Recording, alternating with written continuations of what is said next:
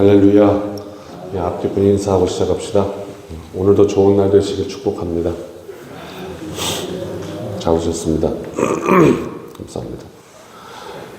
오늘 말씀 되게 어려운 부분입니다. 이 방언 예언, 이 방언장, 이 고린도전서 14장 풀으려면 이거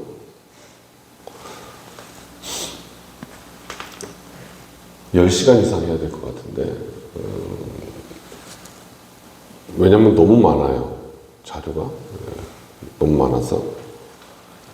내일 조금 더 들어가긴 할 텐데, 일단은 우리가 알아야 될 만큼만 합시다. 우리 영역은 아닌 것 같아요. 우리 실생활에. 우리가 신앙생활하면서 방언에 대해서 이제 알아야 될 부분만 이제 알면 되겠습니다. 우리가 막 뿌리를 찾아가기는 너무 역사적으로 힘든 일입니다. 그래서 너무 여러 가지의 말들이 있습니다. 왜 그러냐면 이걸 정확하게 알기는 쉽지 않습니다. 그러니까 이런 부분에서 이단이 활동할 수 있습니다. 왜냐하면 너도 모르고 나도 모르는데 나는 알아 이렇게 나오는 겁니다. 그러니까 할 말이 없는 겁니다. 그런데 진실은, 정직한 것은, 모르는 것은 모른다. 왜? 하나님의 일은 우리가 알 수 없는 부분이 있습니다. 모르는 것은 모른다 하는 것이 정직한 거거든요. 근데 모르는 것을 자꾸 안다 하는 게 이단이에요. 그래서 이제 문제가 되는 거예요. 그러면서 기독교 목사들은 몰라 이렇게 얘기한단 말이죠. 기가 막힌 얘기예요, 사실은. 한번 좀 살펴봅시다. 예언이라는 말이 나오죠. 우리가 이제 가장 기본부터 한번 합시다. 제가 설교 중에 이제 많이 말씀을 드렸는데요. 예언이라는 뜻 말이에요. 예언이라는 뜻은 국어사전에 세상적인 의미의 예언은 앞일을 말하는 이런 뜻이에요. 앞일을 말함, 미래를 말함. 그러니까 무당이 점치는 거랑 똑같은 거예요. 앞일을 말함. 당신 오늘 아침에 동쪽으로 가면 안 좋으니 이런 거예요. 그게 이제 세상에서 쓰는 예언이란 말이고, 네이버도 찾아보시면 거기 나와요. 기독교, 즉 이 성경에서 말하는 예언이라는 뜻은 따로 분류되어 있어요. 하나님의 뜻을 말함, 이렇게 따로 분류되어 있어요. 그 하나님의 뜻을 말함, 예언이 뭡니까? 그러면 정확하게 말하면 말씀을 의미하죠. 이게 이제 예언. 그러니까 예언자다 그러면 이제 말씀을 전하는 사람, 이렇게 되어 있는 거예요. 성서적인 뜻은. 말씀을 이야기하는 것, 이것이 예언이 되어 있어요.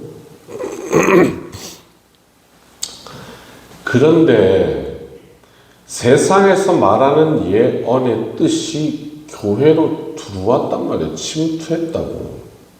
그러니까 이게 이상해진 거예요. 예언 집회한다, 예언의 은사가 있다. 그러면 미래에 동쪽으로 가야 된다, 서쪽으로 가야 된다. 이걸 알려주는 은사가 있다라고 세상에서 말하는 예언의 뜻인데 그것이 교회로 싹 들어버렸단 말이죠. 그러니까 혼동이 되는 거예요. 성경이 말하는 예언은 그 뜻이 아니에요. 하나님의 말씀을, 하나님의 뜻을 말함. 근데 그게 왜 세상에 말하는 예언과 통하죠? 왜 통하냐면 하나님의 뜻은 이루어지기 때문이에요. 왜? 미래는 하나님의 것이니까.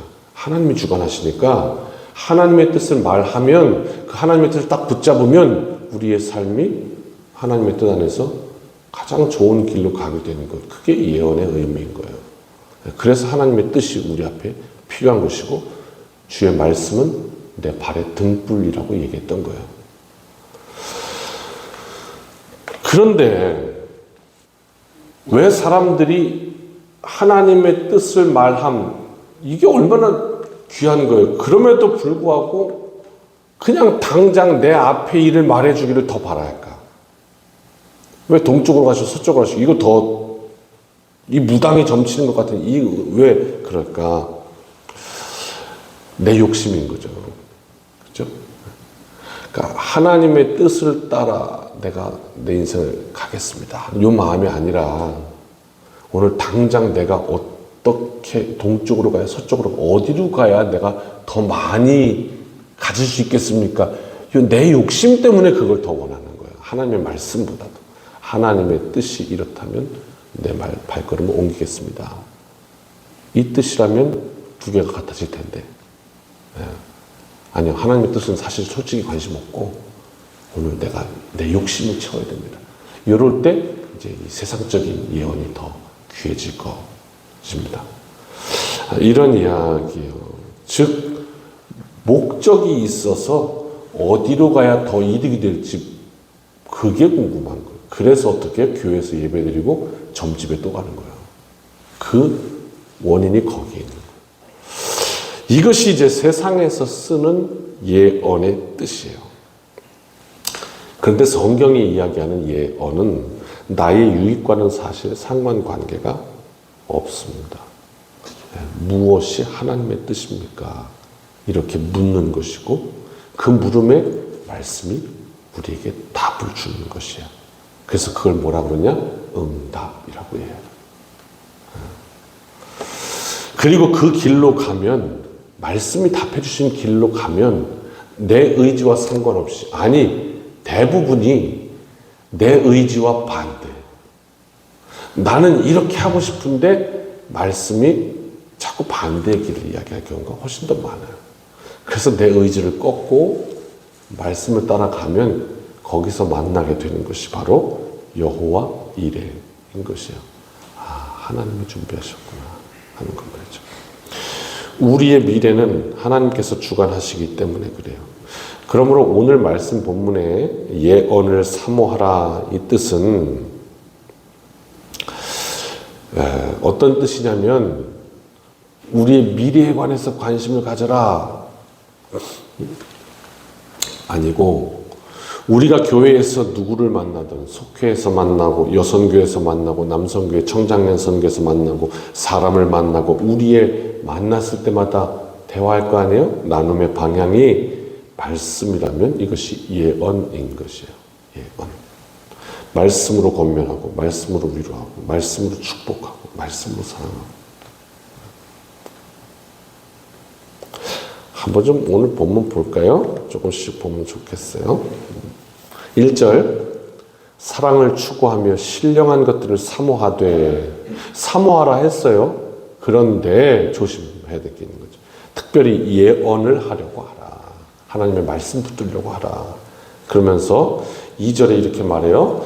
방언을 말하는 자는 사람에게 하지 아니하고 하나님께 하나니 이는 알아듣는 자가 없고 영으로 비밀을 말함이라 그랬어요.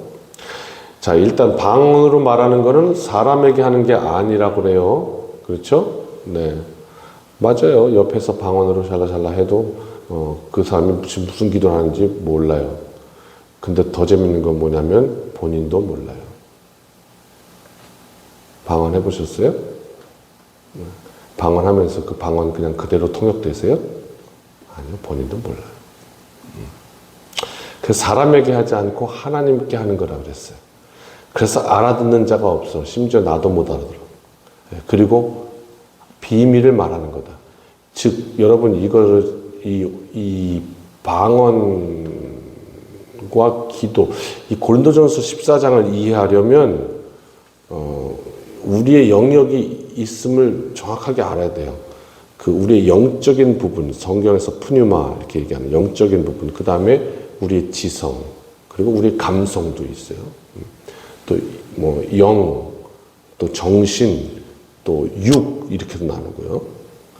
그때 그 영, 이것은 이제 하나님과 교제하는 그 부분, 거기에 언어를 어떻게 그 언어를 지성에서 지에서 갖고 내려올 수 있겠어요? 이거 쉽지 않은 일이에요. 어려운 일이에요. 그거 이제 통변의 은사라고 하는 건데.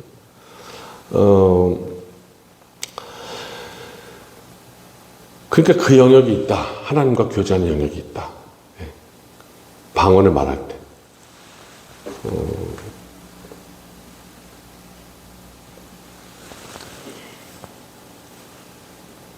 가정한 거예요. 가정한 거예요. 혹여 변질될 수도 있어요, 방언이. 그냥 옆 사람이 하니까 나도 서로 안 되겠죠? 그러니까 또 방언을 하면서 계속 마음으로는 트랜스레이션 번역돼요. 계속 내 기도를 하고 있는 거예요. 그런데 그냥 샬라샬라샬라 하고 있는 거예요. 이것도 조금 이상한 얘기예요. 지성과 영성이 왔다 갔다 하는 얘기니까. 그러니까 방언이 뭐냐? 굉장히 여러 가지 해석이 있고 그것을 잘 이해하면 그림이 나와요. 아, 이거구나 이렇게. 거기까지 가기 너무 오래 걸리지만 자, 아무튼 그래요. 그래서 우리가 분명히 할 것, 말씀이 이야기하는 것만 정확하게 알고 갑시다. 방언을 말하는 건 사람에게 하는 거 아니다. 그죠? 하나님께 하는 거다. 이렇게 바울은 설명하고 있고, 알아듣는 자 없어요. 그리고 영으로 비밀을 말하는 거예요, 하나님께. 그런데 본인도 사실은 그게 무슨 내용인지 몰라요. 그래서 옆에서 통변 은사가 있는 사람이 당신 지금 이렇게 기도하고 있습니다. 이렇게 알려주면 그것도 알아요. 뭐 이래요. 자, 3절. 그런데 예언하는 자는 사람에게 말한다. 이거는 말씀을 가지고 지금 전하잖아요. 그러니까 제가 지금 여러분 여기 앞에 앉아서 서가지고 여러분께 설교를 하는데 제가 설교하는데 이렇게 하면 여러분 알아듣겠어요? 알아듣는 자가 없다.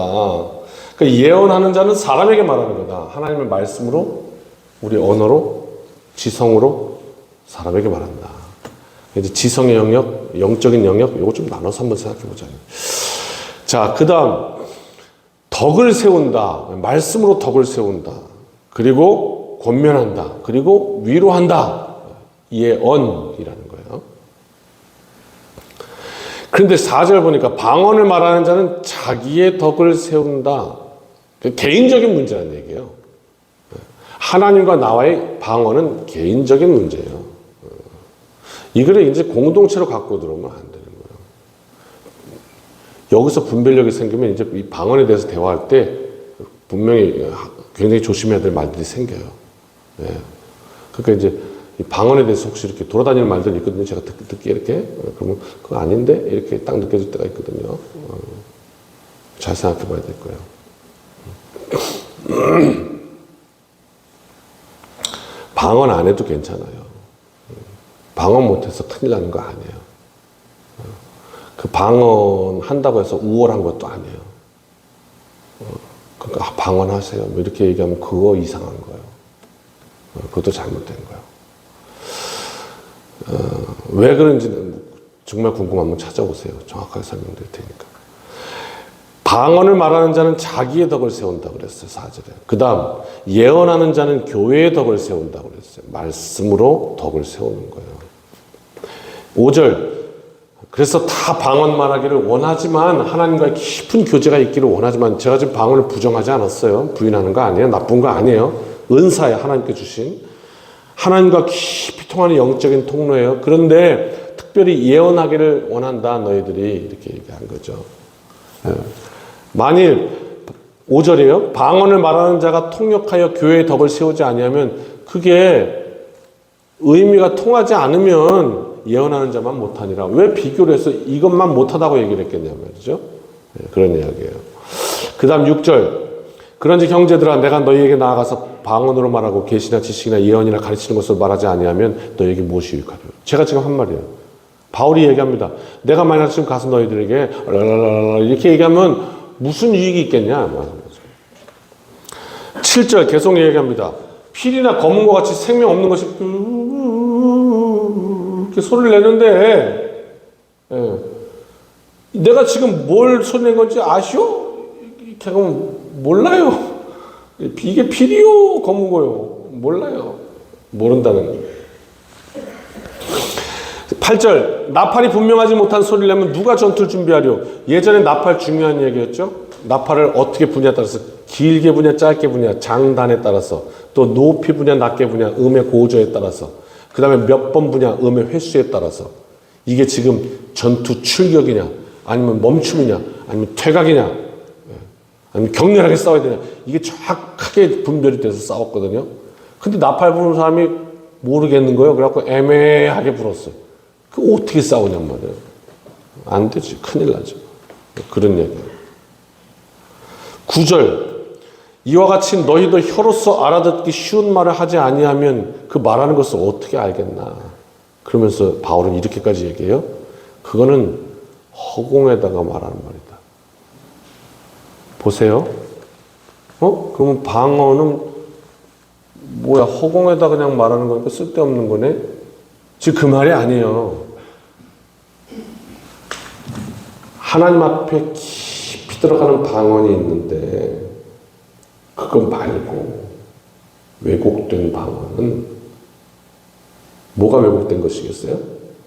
다른 목적을 가지고 썼다. 그럼 그거는 그냥 허공에다가 말하는 거예요. 쓸데없는 말이야. 이거 어떻게 알아요? 이게 진짜 방언인지 허공에 대한 방언인지 어떻게 알아요? 내가 알아요. 내가 안다. 가만히 보시면 잘 보셔야 돼요.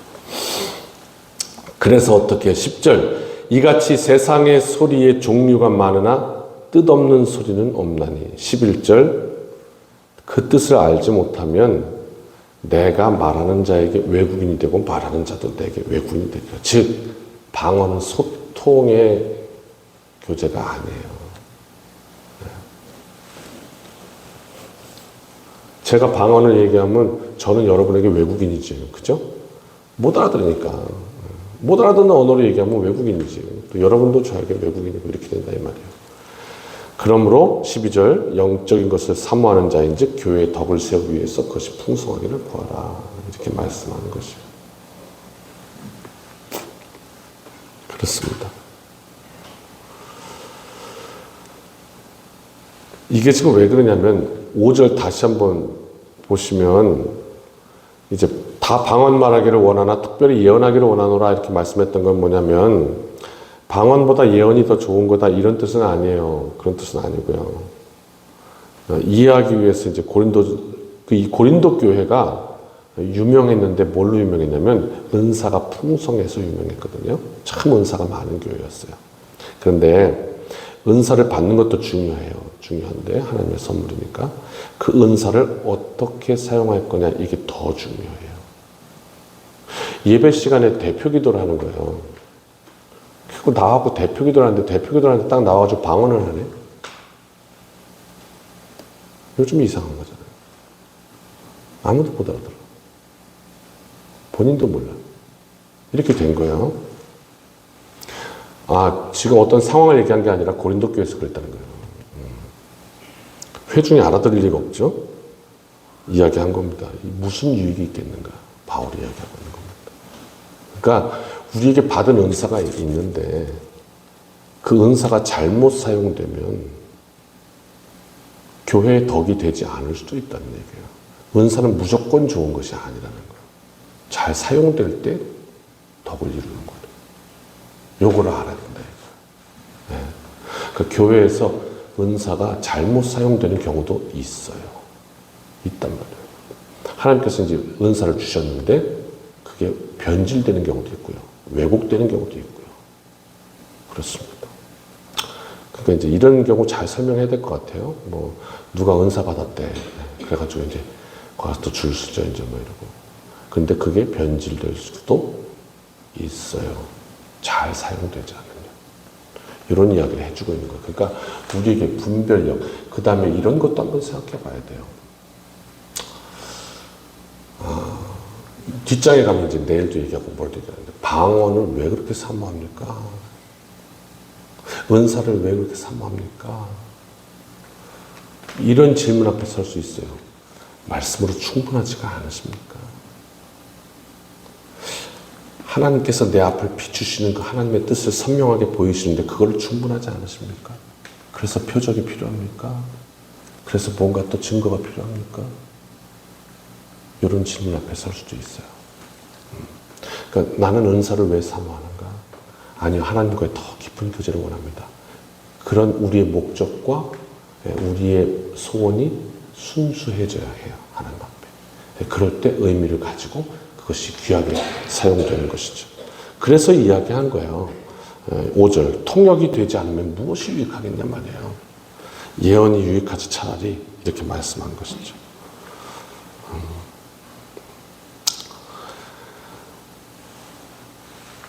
그래서 결론은 12절이죠. 교회의 덕을 세우기 위해서 하나님 그 은사가 풍성하기를 원합니다. 요거예요. 은사를 사모하며 기도하되 그것으로 그리스도의 몸된 교회를 위해서 어떻게 유익하게 사용될까? 이게 늘 고려되고 묵상되는, 그럴 때 은사의 충만함은 나와 교회의 덕을 세우고 풍성한 은혜가 될 것입니다. 이거 주일 낮 예배 때는 설교하기 힘들 수도 있어요. 새벽기도 나오시는 분들은 특별히 또 더 깊은 신앙을 사모하는 분들이니까 이런 대화가 됐죠. 우리에게 주신 귀한 이날 말씀으로 소통하고 또 방언으로 하나님과 깊이 교제.